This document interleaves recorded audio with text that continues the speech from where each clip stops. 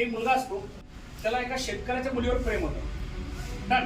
आणि तो शेतकऱ्याच्या मुलीला म्हणतो की यार, शेतकऱ्याच्या मुलीला म्हणतो यार मला लग्न करायचं. ती मुलगी म्हणते माझ्या वडिलांना भेट. तर तो जातो वडिलांना भेटायला. वडील असं शेतकरी, त्याला काय वाटतं मी खूप श्रीमंत आहे, शेतकरी आहे, हा काय म्हणेल कोणास ठेव. तो म्हणतो तुमच्या मुलीशी मला लग्न करायचं आहे.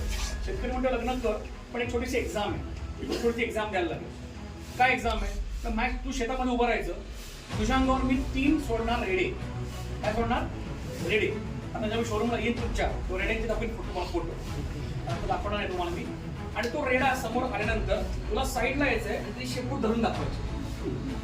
जर तू शेपूट धरली तर लग्न कर. तो ठीक आहे. तो मुलगा असा शेतामध्ये उभा राहतो. असा पहिला रेडा येतो, तो रेडा इतका भयानक असतो दिसायला, इतका भयानक असतो तर हा म्हणतो चान्सच नाही हा रेडा धरला मिळणार. बघा म्हणतो तो रेडा जाऊ दे. मग दुसरा रेडा जरा बरा असेल, दुसरा रेडा जरा बरा असेल अशा अपेक्षेने सेकंड रेड्याची वाट बघतो. दुसरा रेडा जो येतो तो अजून भयानक, असा डेंजर दिसायला. आणि ते व्हिडिओ आहेत मला चिड वाटतो, हातात डेंजरच आहे, आपण जातो सोडून देतो. तिसरा रेडा बहुतेक आपल्या आटोक्यात येईल अशा अपेक्षा करूया.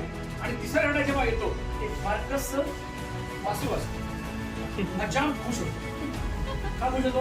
आता लयवा धरणार ते बारकस वासरू आहे आणि फुल तयार राहतो काय धरायला ते वासरू. आणि तिकडे वासरू धावत येतो, पण गंमत काय होते त्या वासराला शेपूटच नसते.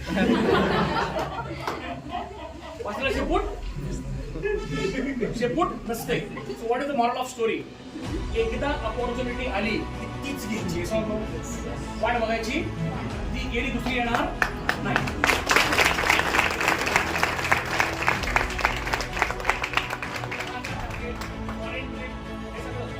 तुम्हाला अपॉर्च्युनिटी येत राहतील, शोरूममध्ये येतात, पण जेव्हा त्या अपॉर्च्युनिटी आली आहे, जेव्हा तो मुलगा सामोरच जाईल, जर फारसा रेडा धरला असता, पडला असता, शेपटीला हात तरी लावला असता, पण मनाने काय त्याला हरवून गेला. आणि तिसरा रेडा बारका आला, खुश झाला, पण त्या रेड्याला शेपटीत नव्हती बघणार आणि शेवटी लग्न काय होत नाही. व्हेरी माय पॉईंट.